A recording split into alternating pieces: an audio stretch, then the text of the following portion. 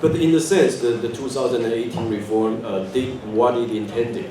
It actually encouraged and empowered more political outsiders to use initiative and referendum to shape and to influence public opinions and to shape and to set the political agenda of the nation. But again, that leads me to think that whether we did enough for the gatekeeping, whether we have done enough for the gatekeeping to ensure that all proposals are good and are not ill-considered. So pre-circulation review is still a very important issue in Taiwan. And as you say, there's a very famous metaphor. We used to describe the old referendum law as a birdcage. And we just opened the birdcage, and the bird just flew freely. But not all birds are good. So that's one issue we probably need to consider. The second one is what some scholars might term crypto initiatives. That means strategic use of referendum. So even though quite a few ballot measures we voted last November were proposed by political outsiders, still quite a few are proposed by major political parties. The main opposition party KMT actually endorsed and proposed 3 referendum proposals, and there's a concern that whether they propose these ballot measures just for public policy purposes or for other electoral purposes. Maybe they just want to use the referendum to frame the issue of the election. And under the old law, it's very possible to have strategic timing of the referendum. So most of the proposers, they would just try to make sure that their propositions will be voted on the national election day. And that's why we have 10 ballot measures voted on last November. And you can see it's actually a demonstration of a problem or tragedy of commons.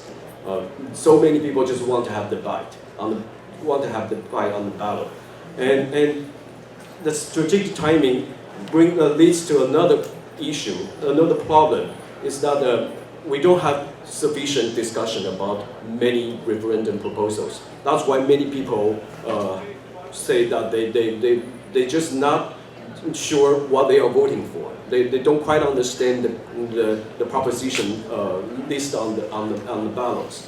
So by my account, the average time frame from the proposal to the vote for the last 10 referendum proposal is less than 254 days. It's far shorter. It's far shorter than other countries' experiences. For example, it probably take 400 days for a ballot proposal to get on vote in California, and even more. It take even more, maybe 4 to 8 years for a proposal to get vote on Switzerland. So in such short period of time, I don't think that the Taiwan society can make deliberative consideration, can make deliberation, can have thoughtful considerations. So using the metaphor, Daniel Kahneman's thinking fast and slow, we just made very fast, rush decisions on direct democracy last year. So that's a problem we certainly need to address in the future. And Ms. Gao from the Central Election Commission also mentioned the problem of signature fraud. There were so many signatures from dead people, and in Taiwan we couldn't do the signature match here because we don't keep other signatures from voters. So the signature authentication, voter authentication would be a very important issue. So that's why there was the CEC will actually propose that the signature should be accompanied with the photocopy of the voter ID in the future. But the proposal was dropped in the last minute because it will present a much significant hurdles for the proposers. But again, the electronic signature gathering system could actually solve this problem because if the signatures are done electronically, we can actually authenticate that the signatures are accurate, are authentic. Yeah. So that's the issue I can think of at this time. Thank you.